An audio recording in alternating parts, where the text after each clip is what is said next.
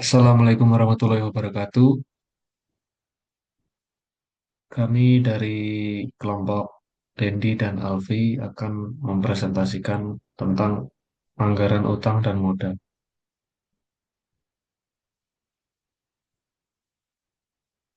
Yang pertama itu ada definisi dari anggaran utang. Anggaran utang atau payable budget ialah anggaran yang direncanakan secara sistematis dan lebih terperinci tentang jumlah utang beserta perubahannya dari waktu ke waktu atau bulan ke bulan selama periode tertentu yang akan datang. Anggaran hutang adalah anggaran untuk memperoleh dan membayar hutang. Hutang kebalikan dari piutang. Hutang adalah kewajiban debitur atau peminjam untuk melaksanakan sesuatu kepada kreditor atau pemberi pinjaman selama jangka waktu tertentu. Selanjutnya ada definisi anggaran modal atau capital budget. Capital budget adalah salah satu sumber utama keuntungan dari suatu perusahaan. Di dalam menjalankan usahanya, perusahaan perlu mempersiapkan beberapa anggaran terlebih dahulu agar rencana bisnis bisa berjalan dengan lancar. Pada dasarnya, setiap anggaran akan memuat berbagai perhitungan terkait penerimaan dan juga pengeluaran dalam keuangan.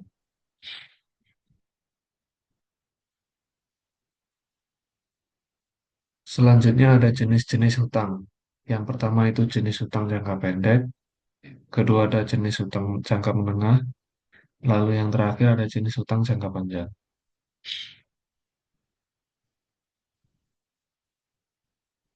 Jenis hutang jangka pendek adalah jenis pinjaman dengan jangka waktu pelunasan lebih singkat. Biasanya batas waktu maksimum pelunasan sekitar 1 tahun. Nah, berikut adalah jenis-jenis hutang jangka pendek. Yang pertama ada deferred revenue atau pendapatan yang diterima di awal. Penerimaan uang atas penjualan barang atau jasa yang belum terlaksana. Yang kedua ada hutang jangka panjang yang segera jatuh tempo atau setengah setengah atau semua hutang jangka panjang yang telah menjadi hutang jangka pendek sebab harus segera dibayarkan. Yang ketiga, biaya yang harus dibayar. Biaya yang telah terjadi harus dibayarkan. Yang keempat, hutang wesel atau perjanjian tertulis sejumlah uang atas pembiayaan, pembelian, atau transaksi lain pada tanggal yang telah disepakati di masa mendatang. Yang kelima ada account payable atau hutang dagang, yakni sejumlah uang yang harus dibayarkan perusahaan pada supplier atas pembelian barang atau jasa. Selanjutnya jenis hutang jangka menengah. Jenis hutang jangka menengah merupakan sebutan atau untuk pelunasan hutang jangka waktu yang tidak terlalu singkat dan lama. Biasanya waktu pelunasan jenis hutang jangka menengah ini sekitar 5 sampai 10 tahun. Lalu ada jenis utang jangka panjang. Jenis utang jangka panjang dijumpai pada jumlah pinjaman yang cukup besar. Jangka waktu dari utang ini juga biasanya lebih dari 10 tahun. Jenis utang jangka panjang sendiri terdiri dan dari berbagai produk utang.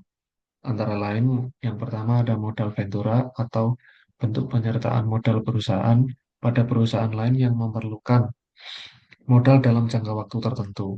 Kedua ada saham preferen atau jenis saham dengan karakteristik obligasi, besar perolehan dividen tetap, dan biasanya sejumlah presentasi tertentu dari nominal saham preferen setiap periode. Yang ketiga ada hutang dari lembaga keuangan. Untuk mendapatkan pinjaman dari lembaga keuangan dibutuhkan jaminan dan bisa dibayar secara amortisasi atau dicicil. Yang keempat ada hipotek, yakni instrumen utang dengan pemberian tanggungan terhadap properti dan pinjaman kepada kreditur sebagai jaminan atas kewajiban. Kelima ada saham, yakni bukti kepemilikan sebuah perusahaan dan para pemegang saham akan mendapat capital gain dan dividen. Yang keenam ada hutang obligasi, yakni instrumen keuangan yang diterbitkan perusahaan dan dijual ke penanaman modal. Perusahaan akan menerbitkan surat berharga berisi perjanjian jumlah pembayaran pada periode tertentu. Selanjutnya akan dilanjutkan oleh teman saya. Oke, lanjut. teman-teman ya.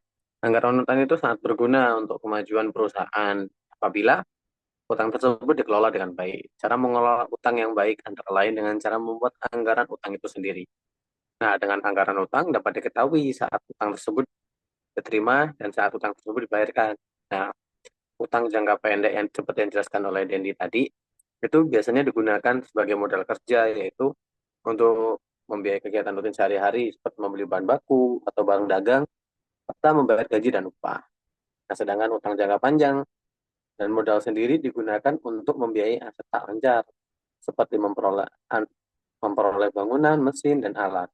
Nah, utang jangka panjang dan modal sendiri diperlukan sebagai akibat dari tambahnya kebutuhan utang jangka pendek untuk modal kerja. Gitu. Oke, bisa di next. Oke, berikutnya ada faktor-faktor. Yang pertama ada faktor-faktor yang mempengaruhi anggaran utang. Yang pertama ada ekspansi. Pada umumnya, ekspansi hanya membutuhkan tambahan modal kerja karena perusahaan bekerja dengan kapasitas produksi yang sudah ada. Namun, apabila kemudian perusahaan harus menambah alat produksi, tahan lama atau membangun pabrik baru, maka kebutuhan modal tetap dibutuhkan begitu. Yang kedua, struktur modal dalam hubungannya dengan struktur keuangan dan struktur kekayaan. Dikenal adanya pedoman atau aturan struktur keuangan yang konservatif, baik vertikal maupun horizontal. Nah, aturan struktur finansial atau struktur keuangan konservatif dan vertikal memberikan batas timbangan yang harus dipertahankan oleh suatu perusahaan mengenai besarnya modal asing atau utang dengan modal sendiri. Jadi, nah berikutnya ada faktor yang mempengaruhi anggaran modal. Yang pertama, penilaian terlebih dahulu terhadap rencana. Dalam penyusunan anggaran modal, perlu dilakukan penilaian terlebih dahulu apakah rencana investasi barang tersebut layak atau favorable atau tidak layak atau unfavorable. Yang kedua adalah keakuratan data arus kas masuk dan keluar. Ketepatan pengambilan keputusan mengenai penganggaran modal akan tergantung pada keakuratan arus kas masuk dan keluar. Yang ketiga, tingkat risiko. Dalam proses penyusunan anggaran modal, risiko juga perlu diperhitungkan. Hal ini untuk memperkecil kemungkinan kerugian yang terjadi pada perusahaan. Yang keempat, tingkat pengembalian. Tingkat pengembalian dalam penyusunan anggaran modal perlu dipertimbangkan karena barang yang diinvestasikan terikat dalam jangka panjang. Yang kelima, pemilihan proyek. Dalam pemilihan proyek yang akan dijalankan perlu diperhatikan apakah proyek tersebut sejalan dengan tujuan perusahaan atau tidak. Yang keenam, jumlah dana kesehatan. Keuangan harus dipertimbangkan terlebih dahulu bersama pada kecukupan jumlah dana. Yang ketujuh, kemungkinan keberhasilan ketepatan penyusunan anggaran modal sangat penting untuk memprediksi kemungkinan berhasil karena hasilnya akan diperoleh pada masa yang akan datang. Terakhir, persaingan.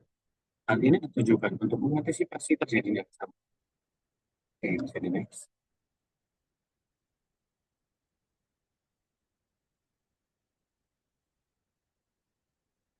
Oke, berikut adalah ilustrasi mengenai anggaran dan anggaran tadi ya. Nah, dari ilustrasi ini, berdasarkan syarat pembayaran atau term of payment yang ditawarkan oleh pemasok atau supplier bahan mentah di tahun 2012 yang akan datang, yaitu sebesar 8 per 15 N per 30. Perusahaan Adijaya menetapkan kebijakan pembayaran dalam pembelian-pembelian bahan mentahnya adalah sebagai berikut. Yang pertama, sebanyak 50% dari transaksi pembelian dilakukan secara tunai, sehingga perusahaan akan menerima potongan pembelian. Yang B, sebanyak 20% dari transaksi pembelian dilakukan secara kredit atau utang, kurang dari batas waktu 15 hari.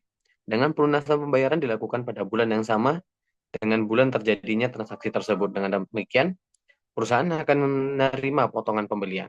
Yang C, sebanyak 10% dari transaksi pembelian dilakukan secara kredit atau utang, lebih dari batas waktu 10 hari dengan pelunasan pembayaran dilakukan pada bulan yang sama dengan bulan terjadinya transaksi tersebut. Dengan demikian, perusahaan tidak akan menerima potongan pembelian. Yang D, sebanyak 20% dari transaksi pembelian dilakukan secara kredit atau utang, lebih dari batas waktu 10 hari dengan pelunasan pembayaran dilakukan pada bulan berikutnya setelah terjadinya transaksi tersebut. Dengan demikian, perusahaan tidak akan menerima potongan pembelian. Oke, bisa di next.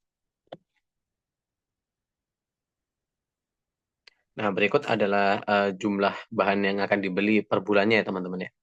Pada bulan Januari, jenis A akan membeli sebesar dengan jumlah 8.200.000 rupiah, jenis B 1.500.000 rupiah, jenis C 4.500.000 rupiah.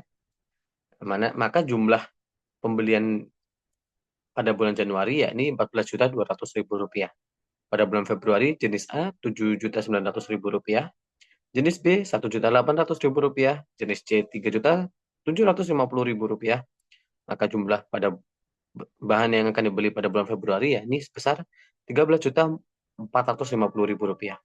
Pada bulan Maret, jenis A 8.300.000 rupiah, jenis B 1.200.000 rupiah, jenis C 5.100.000 rupiah.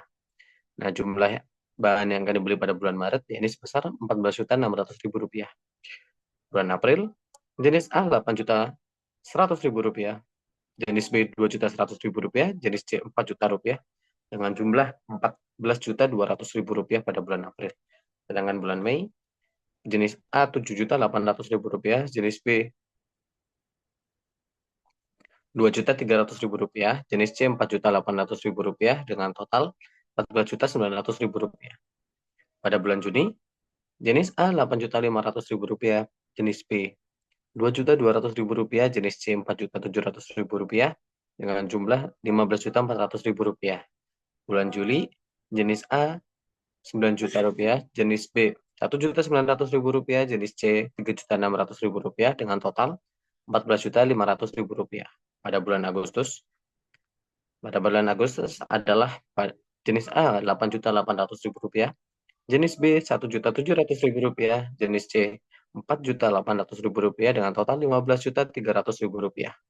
Bulan September, jenis A 8.800.000 rupiah, jenis B 2.300.000 rupiah, jenis C 3.800.000 rupiah, dengan total 14.900.000 rupiah. Pada bulan Oktober, jenis A 7.900.000 rupiah, jenis B 2.100.000 rupiah, jenis C 4 juta rupiah, dengan total 14 juta rupiah.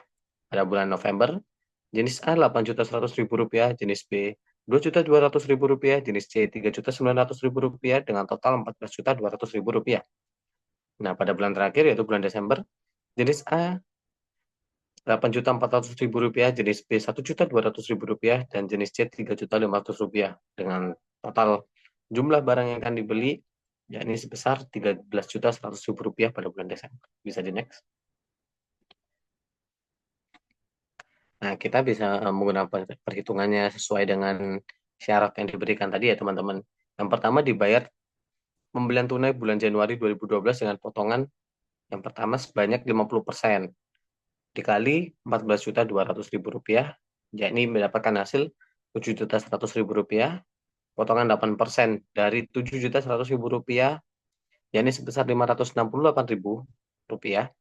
Maaf itu ada tipe ya, teman-teman. Maka bisa dikurangi untuk mendapatkan biaya tunai bulan Januari 2012, yakni sebesar 6.532.000 rupiah. Yang kedua, dibayar utang bulan Januari 2012 dengan potongan yang pertama sebanyak 20% kali 14.200.000 rupiah, mendapatkan hasil 2.840.000 rupiah. Nah, potongan 8% dikali 2.690.000 rupiah, mendapatkan hasil 227.200 rupiah. Bulan Januari 2012, ini sebesar 2.612.800 rupiah. Nah, yang ketiga dibayarkan utang bulan Januari tanpa potongan. Yang pertama sebanyak 10% dikali 14.200.000 aja, teman-teman. Nah, mendapatkan hasil 1.420.000. Nah, yang berikutnya dibayar utang bulan Januari 2012 yang dibayar pada bulan Februari sehingga tidak mendapat potongan. Jadi dibayar di bulan selanjutnya atau di bulan setelahnya. Maka sebanyak 20% dikali 14.200.000 rupiah mendapatkan hasil 2.840.000 rupiah. Nah, apabila dibuat rekapitulasi, maka rencana pembelian bahan mentah pada bulan Januari sebesar 14.200.000 rupiah dengan utang sebesar yang dapat dilihat opsi B ya, atau 2.612.800 ditambah 1.420.000 ditambah 2.840.000 sama dengan 6.872.800. Nah, Untuk yang ini dari angkanya dari mana nih? Nah, itu dari dibayar utang pada bulan Januari 2012 dengan potongan, dibayar utang bulan Januari 2012 tanpa potongan, dan dibayarkan pada bulan Februari.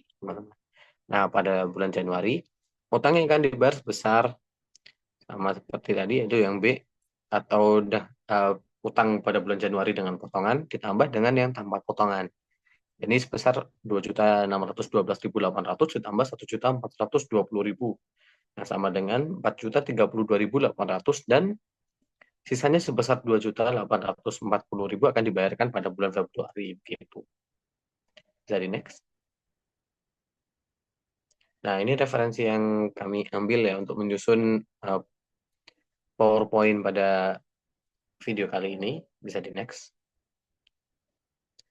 Nah, mungkin sekian dari kami. Apabila ada banyak kurangnya atau banyak ada salah kata maupun salah perbuatan, kami mohon maaf sekali.